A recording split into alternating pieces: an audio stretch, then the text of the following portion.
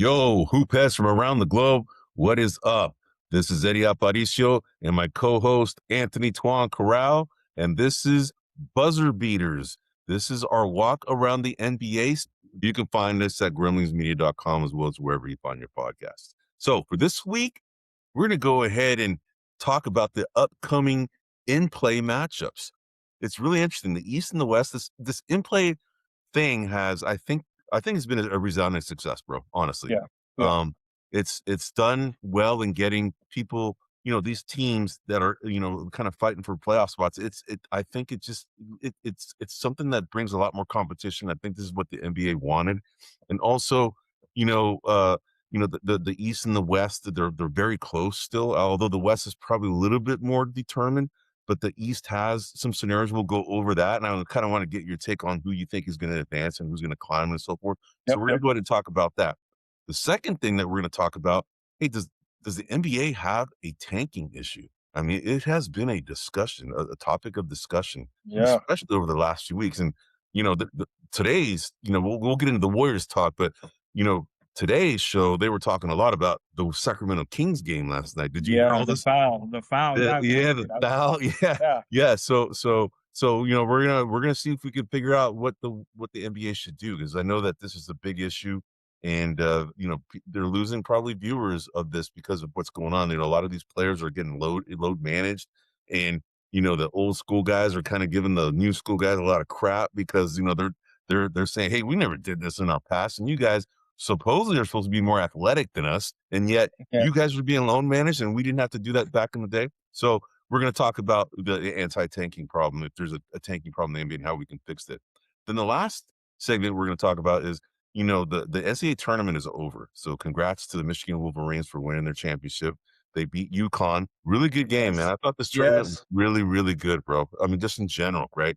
yeah, So, but one of the things that we did last week is that we looked at the top 30 draft prospects that are eligible to come out into the NBA draft this year. And we looked at that list, and then that was before, the Final Four in the championship game. It actually was even before the Elite Eight in Final Four in that championship. So yeah, we want to kind of look and revisit some of that the top 30 names that were there last time, and then compared to the way they are now, and see the changes, the drastic changes. So I did all that research, Bert, and I just wanted to kind of get your thoughts on some of these as we okay, get. So, okay, no, that um, sounds good. right on, brother. All right, man. So let's talk about the in play. Okay, so what's going on in the East? So you have right now the number 7 Orlando Magic. They're going to be playing more than likely the number 8 Sixers. Now the Magic have 2 games left.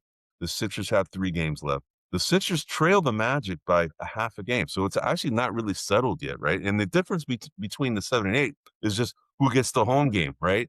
And then Yep, the winner of that game automatically advances and becomes a 7th seed, and yep, they're right now in line to go ahead and play against the Celtics, whoever wins this matchup, right? But there's still a lot of movement that could happen. But right now, it looks like it's the Magic and the Sixers. But the only thing is that the Magic can drop to number 8 or number 9, but it's not they're not going to be able to fall to number 10. The Sixers can climb to 7 though, because they do have the tiebreaker edge over the Magic, but and they can also drop to number 9.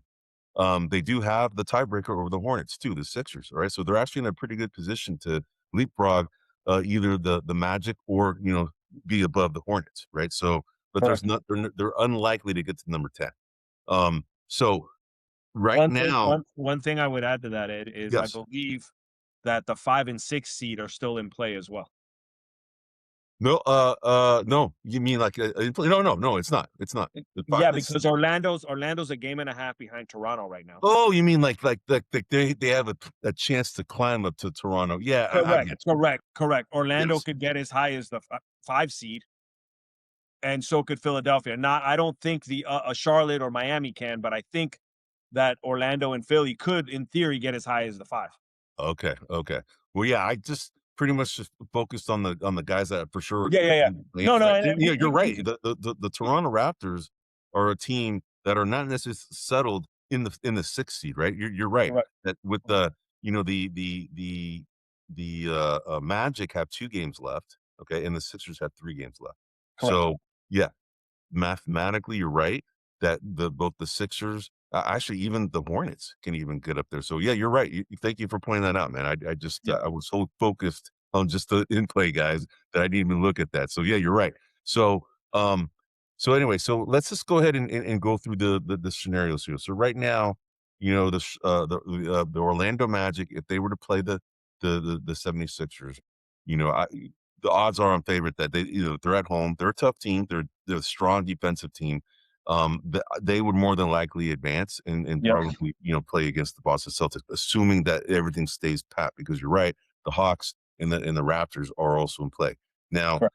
the if Orlando goes ahead and plays against the Knicks, let's just say that they do slide up to the 6th spot and they do play against the Knicks. I would say that that's probably a matchup that they would probably favor over against the Celtics, because the Celtics, I think, right now are on a team that's very scary right now, and I don't Yeah, think I agree. anybody wants to play them. So The Knicks are vulnerable. yeah, I agree. I Yeah. agree, and you hear that there's some, banter about like the coach. He's not necessarily kind of got the locker room, intact. Mike Brown. You hear some of these things that that he's not necessarily got. There's somewhat of a not necessarily a fractured locker room, but there are some doubters about Mike Brown being the coach there. So as far as the team, so Yeah, you're right. and the rumor mill has it that the fans are slowly turning on Brunson as well. The dad or the The the player. player. Yeah, Jalen. Yeah, there's been little rumblings that maybe he's not the guy that's gonna take them where they need to go type of conversation. Interesting. And, but I don't think, Yes, I don't think Brunson is ever kind of that guy. He's a second round pick, right? correct. He's playing way above where he was drafted. And he actually was a really Yes, good player at Villanova. And the only reason why he slipped is because of his size, realistically, right? And he's not an athletic guy either. And that's what the correct. GM and scouts, that's what they covet, is like really athletic, guys, like a John Morant, for instance, as a point guard. That's what they covet, somebody like that, Yep, right? yep. Um, But he but is yeah, the number 1 player on that team. he is. He is. Yeah, yeah. Absolutely, and without a doubt he is, right? The thing is that that team is pretty well constructed, though, from a defensive standpoint, and, you could argue that maybe offensively, they're somewhat maybe limited. They're streaky at times, with their offense, because they're not really good shooters in general on that team. They're Mm, all kind of streaky, right? But, the Toronto Raptors or the Orlando Magic, they could probably take out the Knicks, right?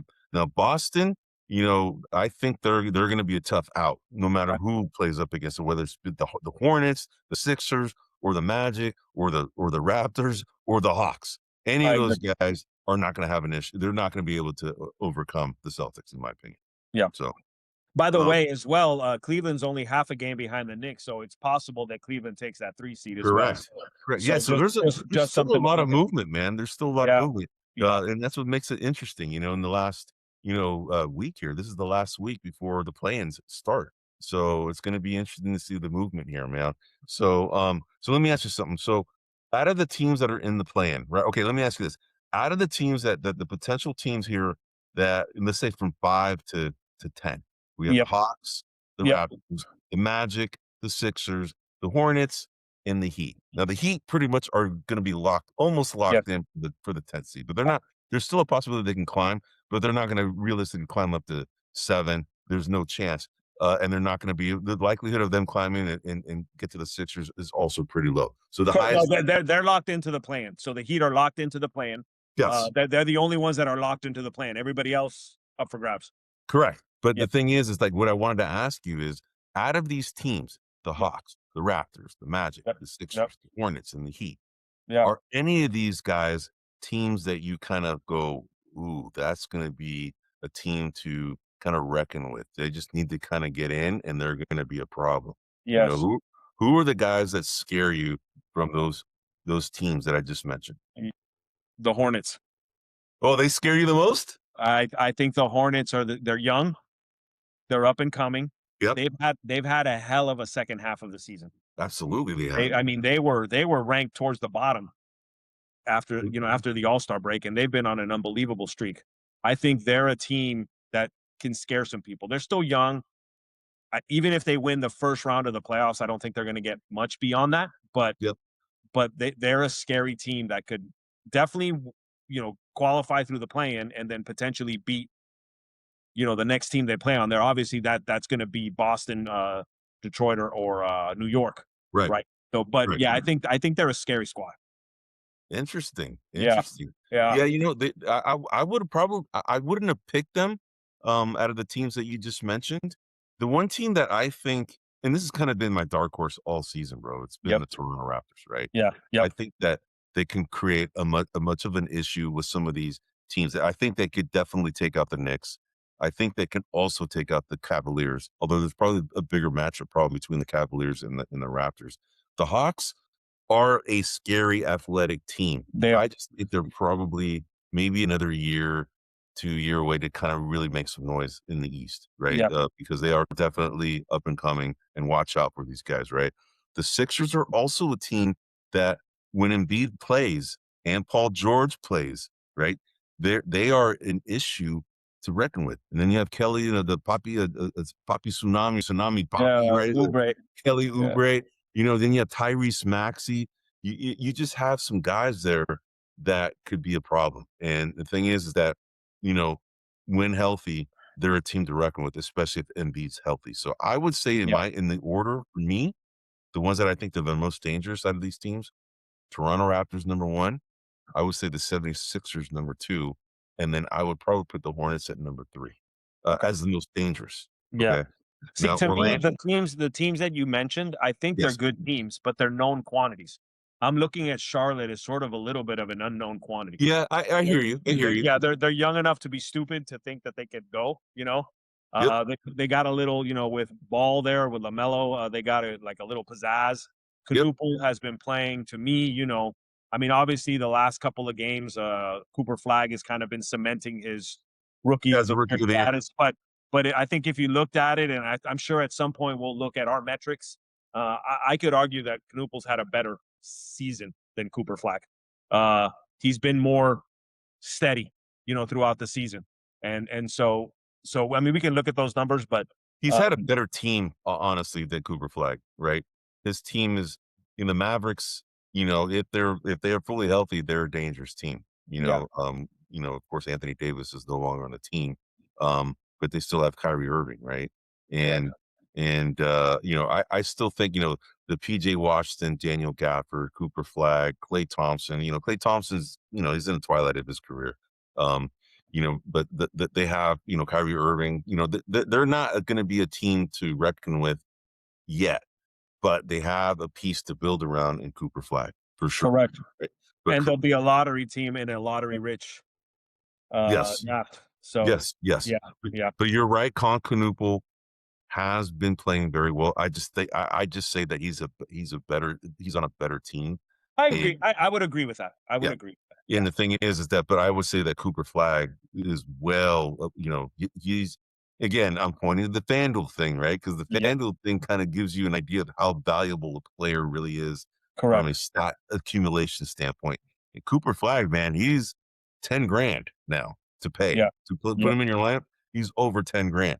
Knueppel is roughly about a little less than $7,000, right? That gives you an idea of, like, how well they're playing, right? yep. So Cooper Flagg is for sure, I think, the guy that's gonna win it. But what You're also right, goes into Knueppel. what also goes into some of those metrics is the fact that Cooper Flagg's gonna make his numbers because he's nobody else is on the team. Yep. Right, and so I would be weary of the way that FanDuel values that Yeah. because they're just trying to gather, numbers. Yes. And as opposed to, to Uh, me, the Cooper, the Canoopal conundrum, or however you wanna call it, that's, say that really fast. yeah. Um, It's alliteration. Yeah. he's been part of a a team that's coming up the ranks Yes. in which it's been a horrible team for the last 4 or Yes. 5 years, I Yeah. mean, And yeah, so just the addition of him has seemed to make that team thrive more, right? correct, And of correct. course, Yeah. LaMelo Ball too has been more healthy as He well, has, he right? has. So Yeah, that's part of it. Miles Bridges is kind of like he's no longer kind of the second best player on the team. He's more than likely a third or fourth correct. best player on the team. So that's probably what made now Colin Knueppel. realistically is probably the second best player on that team, Yeah. along with, LaMelo Ball probably being considered their overall best player, right? Yeah. So, but yeah, you're right. Colin Knueppel has done very well, but he's definitely the analytics. We're gonna do that probably one last time before the season's over about the rookie, watch segment that will predict who the rookie of the year will be, and Yeah. I think it's gonna be Cooper Flag. So, Yeah. all right, bro. No, So no, no, Cooper Flagg will get Rookie of the Year. yes, I'm just saying if we look at the numbers, yes, we could argue that Knueppel might have. he might have had a Yeah, better yeah. impact on this team, is what you're probably saying. Correct, correct. Yeah. Cooper Flagg's gonna get it. Yes. He's he's the face of the future. He's gonna get it. I have no doubt about that. Yes. But Yes. yeah, if you look beyond that, I'm thinking, maybe not. Right. Right. Yeah, Right. yeah. All right, man. So let's go to the West. Okay. Yes. So I think we've already kind of Yep. So decided this that this is locked in. Those 4 are locked in. they are pretty much locked in. Okay. So, Correct. the Suns are right now the number 17. The Clippers are the number 18. Both these guys have 3 games left. The Clippers trail the Suns by 2 games. Now, the Suns play the Mavs, the Lakers, and the Thunder. Okay. Now, the Lakers and Thunder, the Lakers are not the Lakers anymore right now because they're missing Correct. Luca. They're missing Austin Reeves. They're Correct. now going to be likely to go out the first round because they're Yes. missing 2 of their 3 best players, right? Correct. Now, the Thunder are, they're not they're pretty much wrapped up the number 1 seed. We'll see, if they're gonna be playing, Shea and Jalen Williams and Chet Holmgren, these last couple few games. Knowing the coach, he likes to keep his team sharp. So I still think, and even with the bench that the Thunder have, they're still a very dangerous, hard team to beat, even Yep. for a team that's, like the Suns, who, have actually played a lot better this season than I thought. But yeah, so you're right. But the thing is that the Clippers could come back and take over the number 7 seed, Could. um, Yes. right? But they more than likely can go ahead and drop to the 9th seed, but not to the number 10 seed. Whereas the Correct. Sun they can't drop to the 10th seed, but they can get to the 9th seed, right? So it's gonna be between these 2 for, being the realistically the 7th or 8th seed is gonna be realistically this is the potential matchup here that I think is gonna happen. It's just who gets the home court advantage and who doesn't, right? Yep. Now, Yep. if you go to the Blazers against the Warriors, now the Blazers right now the number 9 seed, and the Warriors they're cemented as the 10th seed. They can't move up anymore. That's it. They're Correct. 3 games behind the Blazers, and there's Yep. only 3 games left, right? Yep. And the Blazers, I think, create a bigger matchup issue than the Clippers, in my opinion. So I would really like to see the Clippers slip to number 9, and then the Blazers climb up to number 8 to play against the Interesting. Suns. Interesting. Yeah. I feel a little the opposite. Oh, you would prefer the Blazers over the Clippers? I would simply because the Blazers are younger. They're more prone to make mistakes. If the Clippers have a healthy Kawhi, that's gonna be a little tougher for the Warriors. I see the Clippers being a little tougher and similar to the Charlotte Hornets, the Clippers have had a hell of a second half, right? Once they traded James Harden, I mean, they've been Zubac, they've been Yeah. getting better and better. I'm not saying those players were the reason they weren't playing well, but something's clicked in there. And if Kawhi stays healthy, we both know how damaging he can be if Yeah, he's a problem. he's a healthy Kawhi. And so He's a I still have a very healthy fear of a healthy Kawhi. And so I for hear you. me, I'd rather face the younger Trailblazers than Kawhi feeling good. You know, that's I how I'm just kind think of that feeling about it. I just think that long athletic teams provide a bigger problem to the Warriors, and that's not I necessarily the Clippers, in my opinion.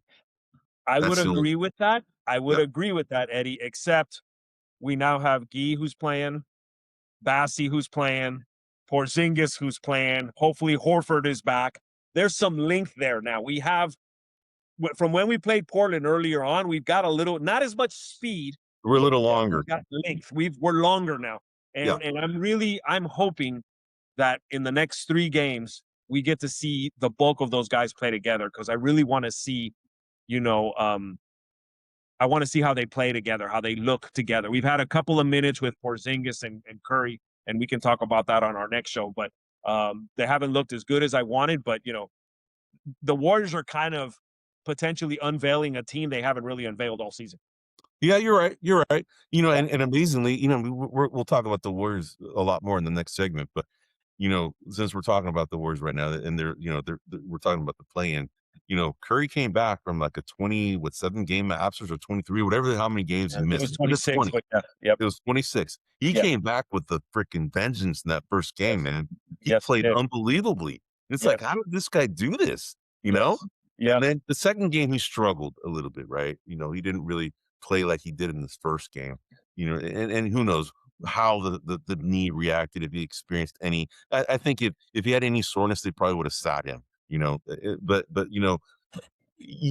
two back-to-back games of playing in a high level, coming, after missing so many 26 games, it's hard. It's a hard thing to expect for I agree, someone to do, I right? agree.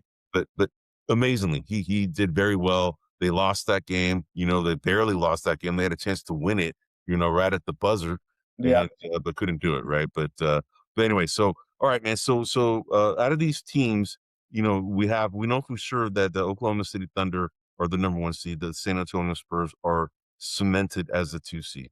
Do you correct. see any of these teams of the bottom four, the Suns, the Clippers, the Blazers, the Warriors, creating any issues for either of those of those two top teams?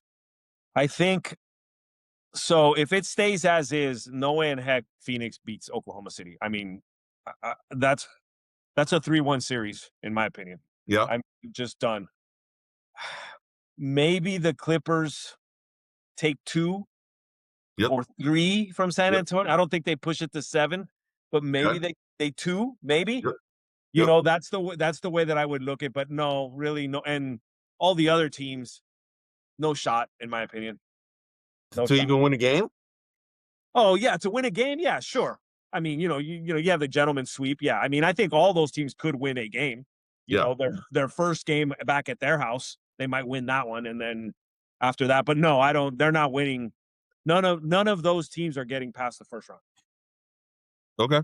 I agree with you. So the thing is, to me, like if I were to look at like we did in the East, right? We looked at those teams that I thought would be dangerous, and I selected the Raptors being one of them, the Sixers being the other one, and the Hornets being the third. In this one, I think the most dangerous is definitely the Clippers because of Kawhi Leonard. And Yep, Darius Garland seems to be a pretty good fit for him as well. Um, yep. yeah, definitely not as athletic as the Trailblazers. Phoenix Suns definitely have, the Devin Booker effect. And that guy can get hot at any time. And they missed Grayson Allen for a lot of the second half of the season, although he's come back and played. And he's a little gnat, right? He's a little he's kind of like a Patrick Beverly type, right? He's just Yep, a little yep, annoying. But yep. Mark Williams has been playing well for him. He's actually been a pretty good center for them. Um, and wait, Mark Williams is still there. I thought he might Yeah, have yeah, been. yeah. Yeah. So, but anyway, but I would say that the Portland Trailblazers, the Clippers and Portland Trailblazers, to me are the two teams that I would say that would be more of a challenge for either of those two top teams. But they're not going to beat them. I'm just saying that Yeah, there would be a yeah, harder matchup for them. yeah, The Warriors could be if they had, Moses Moody, right? Moses Moody, losing him, that pretty much just sealed their fate that there's no way they're gonna go anywhere. But, you know, a lot of the other guys that have been getting a lot of time have been playing pretty well. Anthony Melton has always been a yeah, guy that we've always liked. He's been up and down, right? Brandon Podziemski has actually been playing a lot better, man. You gotta give it to him. I know you don't like him, but he has been yeah, playing a lot better, yeah, yeah, right? yeah. No, And then you have I DC agree. Santos, like I said, we thought he's a revelation. So then you have Porzingis, who's actually been playing more than I think everybody anticipated. Now, but yet old man Horford, who's been kind of on the bench because he hasn't been playing because he's hurt.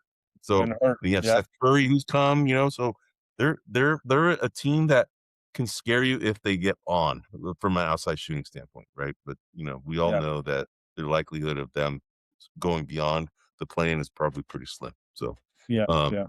all right, bro. So I do think though, when it's all said and done, the Clippers take that 7th seed, and that 8 seed's gonna be open for business. okay, okay. Good Yeah, call. All right.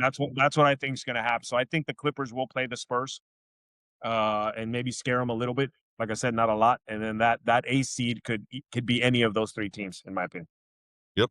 Okay. Cool, man. Yeah. Well, good enough, man. Let's go on to the next topic. So Yes. does okay, let me ask you straight up. Does the NBA have a tanking issue? Oh, absolutely. Okay. That Now, oh, what are some of the thoughts of what the NBA should do? I know that Adam Silver is definitely trying to figure out something because it's some of these teams have gotten very creative in managing their players playing time, right, yep, and managing their injuries. The Warriors have been doing it too. The Warriors have been doing it left and right, even though they're not really trying to. I mean, they are. I think they tried to. I think they determined that they should be tanking way too late. Honestly, I yep, think, yep, right, but they did, and you can see that they're resting players. The same thing's going on with everybody else. All these teams are throwing out their worst lineups just to go ahead and get a better draft position, and that's what the current system that's what it rewards. It rewards teams that are not doing very well to get a better chance of getting a better draft position. So, mm. what are some of the things you think that the NBA should think about in order to, um, you know, not have teams tank anymore? So, I'm gonna tell you this, Eddie. Okay. The NFL also has a draft lottery, Yep. but you never hear about the NFL Tanking. tanking. It's not an issue. It's not a Yeah. concern.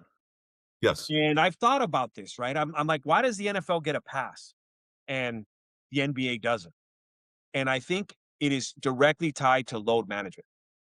I think in the NFL, if a star is healthy, a star will play. Yes. And that gives at least a perception that that team is putting forth its best team to do to give it its best effort to win that game. Yes. The NBA is the opposite of that. The players are load management because, in my opinion, they want to extend their careers because they want to get paid into their 40s, late to their 30s, early 40s potentially. And the less Yeah. games you play during a season. So to me, the problem starts there. It starts with load management. That gives the perception that a team is rigged, uh, that a team is rigging its chances to win or lose a game without Right. affecting the star, right? So I think it starts there. You got to figure that out. And Luca, I think, was hurt with his 64th game, and now he's Yep. not eligible for any awards. And I think he's appealing that or whatever. But I think that's a good start. Like you got to keep that number in there. At least keep it so that the players have to play. You got to start there. And then Yeah. number two, yeah, number two, I don't really get like the Wizards sucked now for 3 years in a row. Okay. Yes.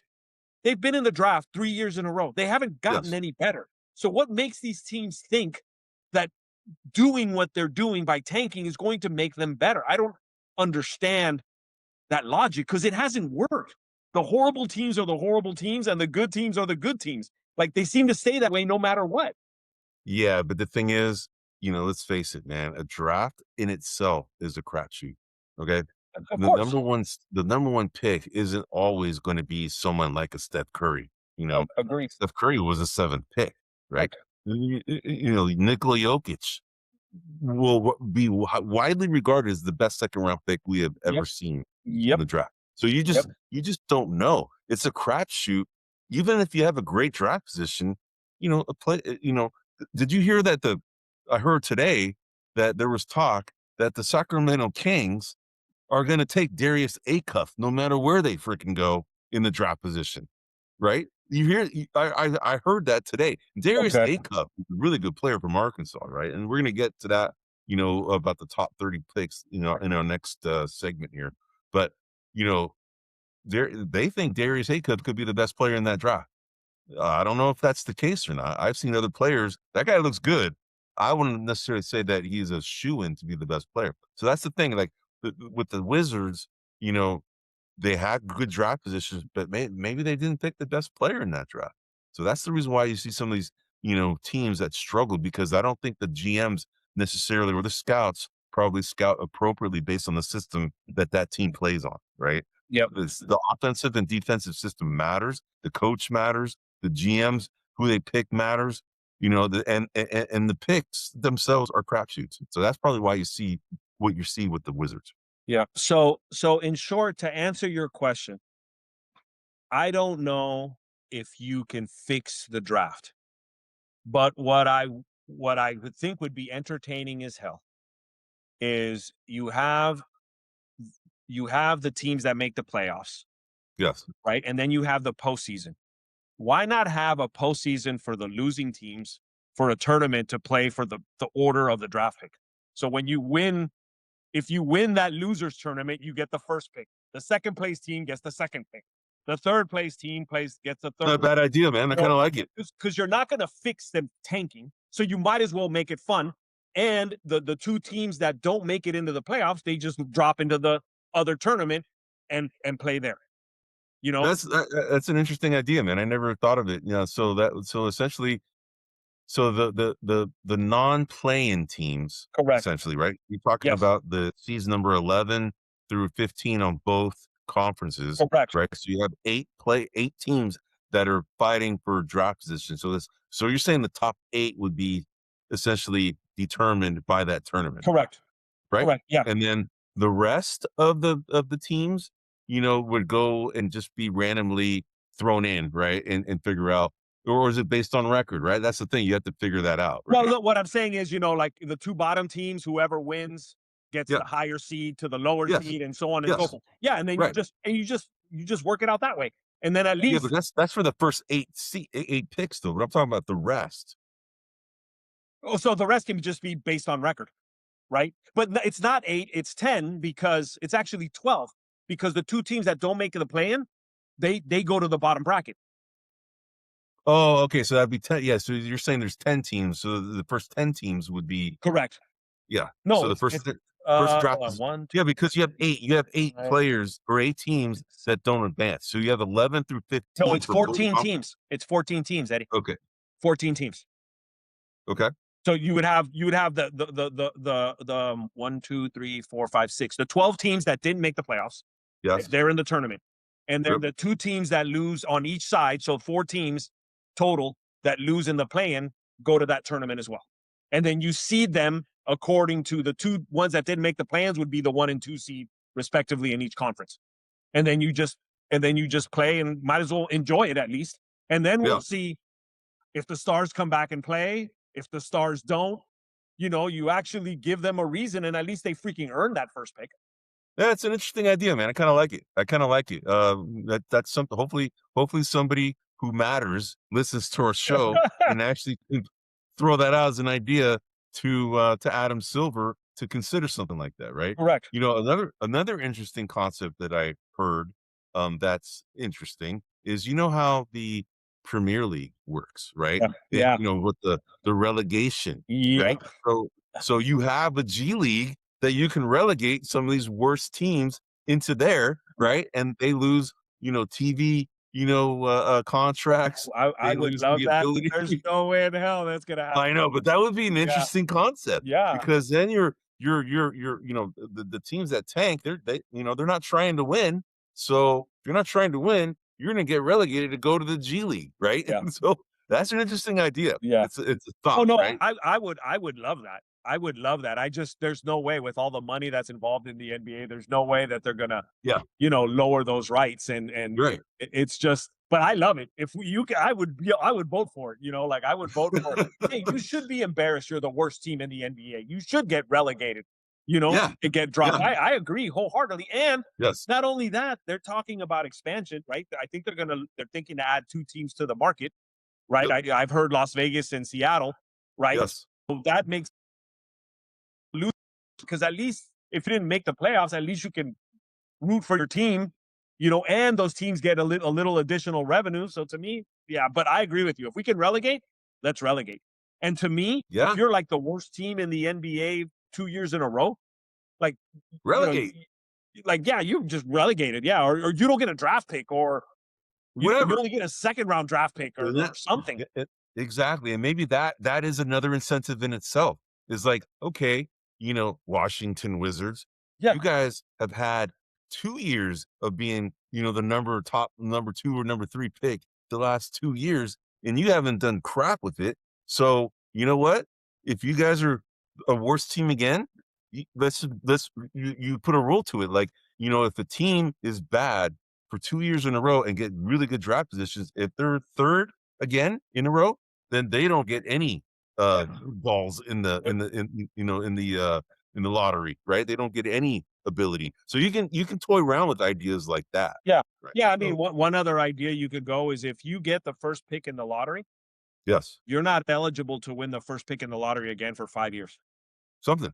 Yeah, something like that, Yeah. or whatever, or put some kinda timetable on that, Yep. right? Yeah. So all good ideas, bro. So Yep. I'm hoping that, somebody who listens to this has some influence to Yeah. go ahead and bounce some of these ideas off to the NBA office. I'm sure these guys have thought about some of this stuff, right? The Well, thing is that, the league loves competition. They have this freaking NBA Cup thing, to kind increase the competition in the beginning of the season.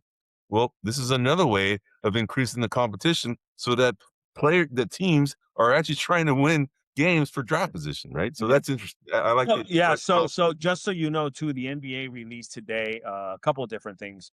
One was they're voting on a couple of different anti-tanking rules. One was that the 14 or 18 teams that don't make the playoffs, uh, they all get equal chance to get the number one pick. So it doesn't matter if you have the worst record or the best. right, You got all equal chance. That's one. And then there was one where you would have it like in groups of five. The worst five have a certain percentage, the next five have a certain percentage, and then the next five, so on and so forth. So they're subdivided in groups that have equal chance of getting the first pick, which would then make the record a little less relevant, right? So maybe they're playing a little harder. But again, to me, Eddie, this is an optics thing, and this starts with load management. yeah, Everyone just doesn't believe they're trying because they're not playing the stars when they should be playing the stars. yeah. And another thought is also maybe finding teams that are tanking, Yeah. finding them. Yeah. Yep. Well, that's Another Draymond's thing. approach. Draymond's like, find the hell out of them. That's what he was Yeah, saying in just his find the podcast. teams that are blatantly doing it. Yeah, yeah, If they're blatantly do it, fine them. You're yep, already kind of doing fines for load management. yeah, Why not go ahead and fine for freaking, tanking? yep, Very obviously. yeah. So these are all interesting ideas, brother. So a good segment, man. I like the idea, man. So hopefully, like I said, something like this gets some traction. And you heard it here first, right? Through the buzzer beaters, the Cisco kids who came up with this idea, and that was Juan's idea, Yes, bro. So, all right, man. Let's go on to the next topic, and that's the NCAA top 30 yes. draft picks. Now, when we did this in I'm our curious on last this show, one.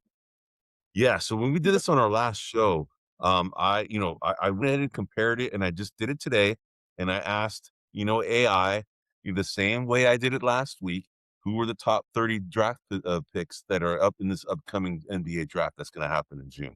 So it's interesting. Okay, now you and we watched the games very intently because we had this little tournament, Yes. this kind of this fantasy approach of drafting players, right? And what's interesting, remember I told you the way I drafted, I did this because I was trying to convince you guys to make this the long game, right? Do it for the entire tournament rather than that first weekend. I would have won if that were the case, dude. All right. I would have won if it was Well, you past should. the Well, what that tells me is you should have drafted for what we were playing, not for what you wanted. I know, but I was trying to convince you guys to do, but anyway, I just like, whatever. I think I even thought my team was still going to win, but maybe, I definitely thought otherwise. But anyway, but we were very intent in watching our players, and that maybe forced us to kind of look at all the players that were Correct. also playing that stood out, right? Correct. Yep. So last time, the first number one pick was AJ DeBonsa. Yes. He was last time. He actually is now number two. So the number one guy is Darren Peterson of Kansas. Yeah. That's Okay. who highly regarded to be the number one pick now. And it's always been kind of between these two, but I guess AJ DeBonsa being bounced in the first game, that probably made his stock go down, right? And that's kind of like you're thinking, like, hey, if a team if a player of that caliber can advance beyond the first round, then they're probably not as good as everybody thinks, right? This is Yep. kind of Yep. like That's the BYU player. Yep. exactly. That's Yep. exactly. So Darren Peterson's now projected to be the number one guy. The AJ DeBoss is number two. Now Cameron Boozer, number three. That's the exact same position that he was last week. Okay. Caleb Wilson out of North Carolina is number four. No change. The exact same position. Okay. Kingston Flemings is number five. Same position as last time out of Houston. Darius Acuff, He's number 6 out of Arkansas. Again, no change. Now, Michael Brown or Mikhail Brown, however you say his name, out of Louisville, he was actually the number 11 guy last time. Okay. He's now moved up to be the number 7 guy. Okay. Okay. All right. Nate Ament out of Tennessee. He was number 8 last time. He's number 8 this time. LeBaron Fallon out of Alabama. He was number 10 last time. He's number 9 this time. LeBaron Fallon. Braden Berries out of Arizona.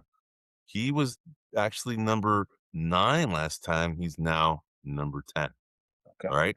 All right. So any of these guys, no, from our little thing that we had, none of these players were on your team. Okay, I had let me see. I no, I actually none of these guys. Braden Berries wasn't on my team. Kingston Flemings. Oh, Kingston Flemings was on my team. So he was a guy that was on my team.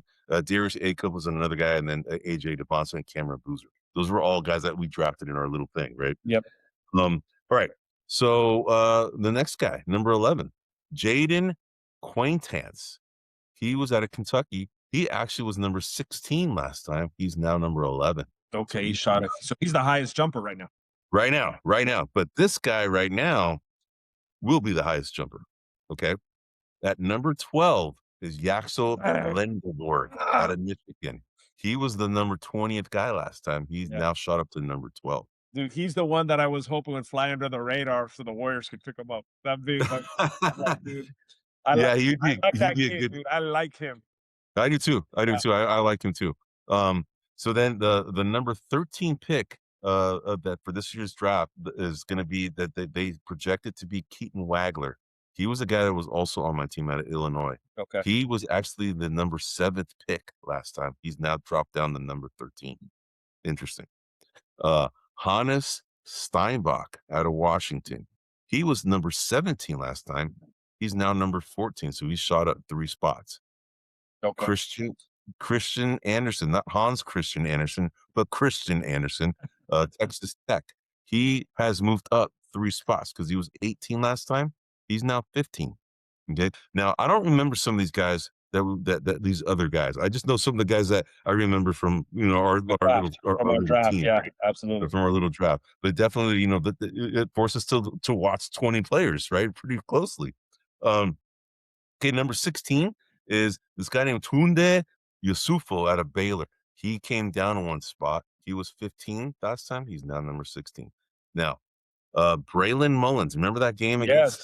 Yes. against the Duke? The This guy, Dukies. Yeah. unbelievable. All Duke had to do was freaking inbound the ball. That That's was all they had to do. that was horrible choke job. Unbelievable, dude. That was the most unbelievable finish I've Yeah. ever seen. And that's when our brackets got busted, dude. Everything. Yeah.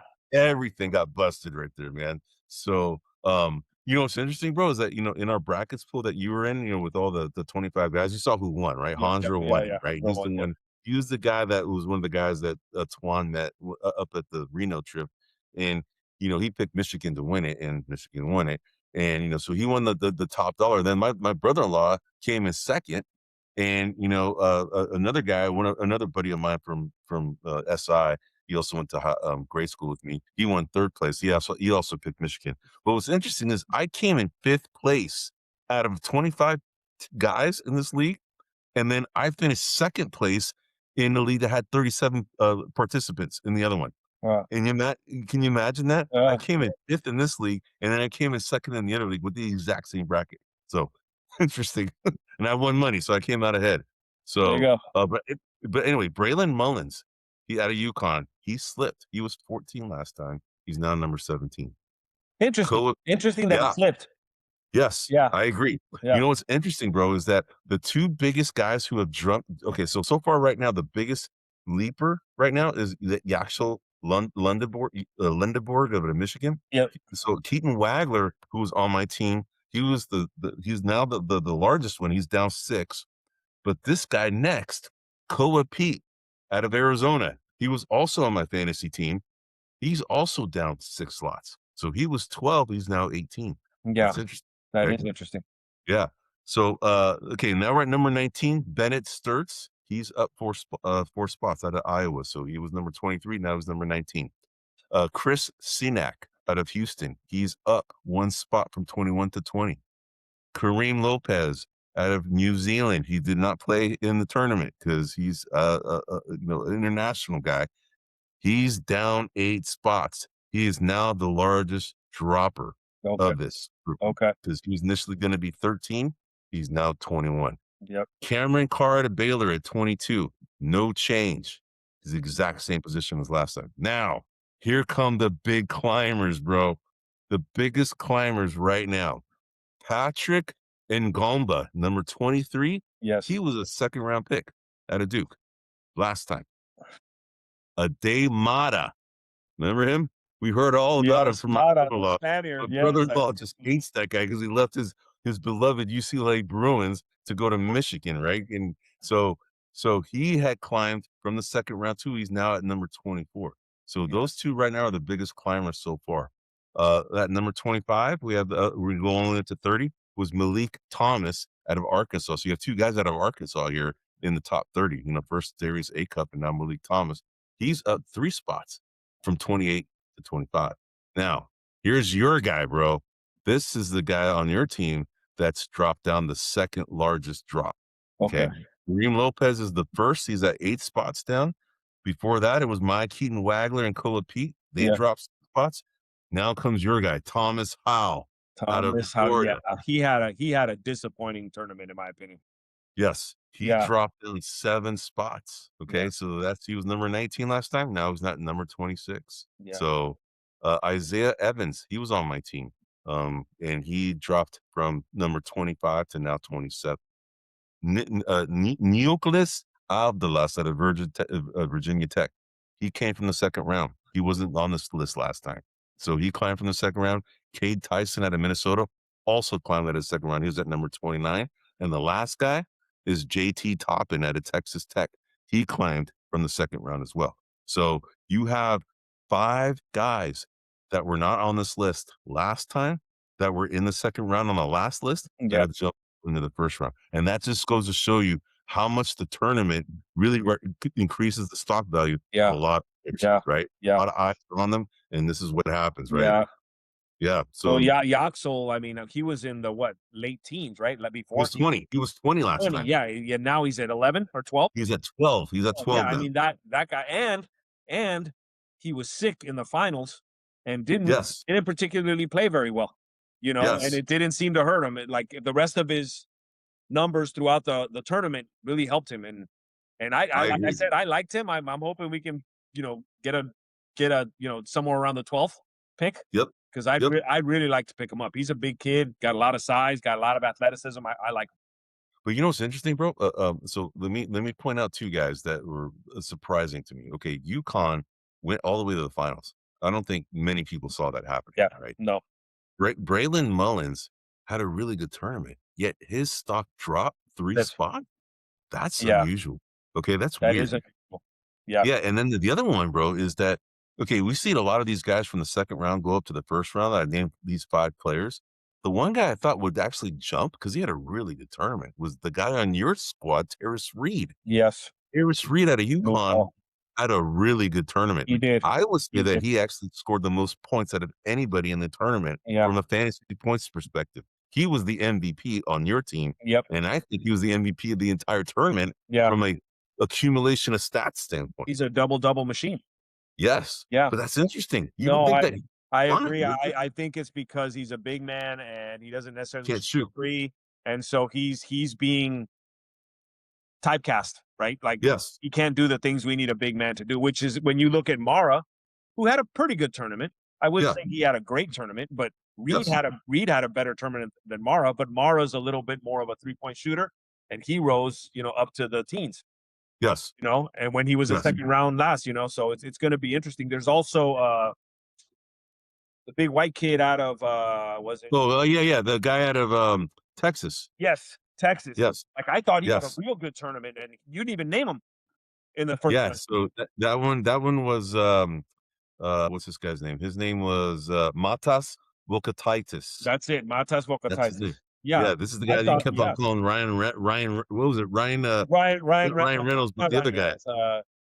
Reynolds, what's it The one who's married to the Yes, Puerto Eva Rican chick. Mendes. Ryan Yeah, yeah, Gosling, yeah. Ryan Gosling, Yeah, Costly. That's what you Ryan kept on Gosling, calling him, yeah. right? Costly. He looked like a big old Ryan Gosling, man. That's But yeah, classic, yeah, man. like him, I thought, there's gotta be room for a guy like that on an NBA roster. I agree. He blocks I shots, he agree. protects down low, I mean, like, so, we'll see. Yeah. Yeah, Yeah. No, I agree yeah, with you, brother. the big men are definitely if you're a big man that can't shoot, you're gonna get dinged. You're gonna get dinged. Yes. Yeah, I agree, yeah. bro. I agree, brother. I agree, man.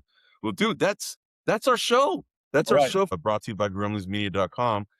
We can find us there as well as anywhere you can find your podcast. This was a fun show, bro. We it went was. a walk around the NBA about the in-play teams, and then we also talked about the tanking. I thought your idea is phenomenal, bro. I hope it actually gets adopted because I think that's a really good money-making thing for them to Yeah, create. Absolutely, bro. And then we went over the top 30. We compared it last week to this week after the tournament and see how much these players' stock has risen since the tournament. It's a great showcase for some of these college kids. It's a great way to kind of showcase and make millions of dollars in the future for these kids. correct. So Well, it's Eddie, some of them are making millions of dollars already, so. already right from NIL, right? Yeah, from the NIL, so Yeah, that's our show for this week. Tune in again next week. We'll be here talking about our NBA rookie. We're gonna do our rookie watch more than likely next week. And then when the playoffs come out, we're gonna talk about the playoffs. And then there's one segment that I know that we had talked about that we want to talk about, and maybe we'll just tease the audience that we're gonna talk about this soon. But one of my buddies actually come up with a really interesting idea about players, really good Hall of Fame players that left their team to go to another team and how it really worked out for that player, yeah. right? And so No, that's that's good, something that's a good yeah, so conversation. that's Yeah, that's something that we're gonna go ahead and discuss in the future. Not necessarily next week, but we're gonna talk about it soon. So, yeah. but anyway, we are buzzer beaters. I'm Eddie Aparicio. This is my co-host Anthony Tuan Corral. And until next week, have a good rest of the week, everyone. Hey everybody, this is William Del Pilar, founder of Grumblings Media, and I want to say thank you for watching our content. If you want to support our all-volunteer efforts at Grumblings Media, smash the subscribe button right here. 100% free, and please consume and share our great content. Click either one of these two boxes for more of our work.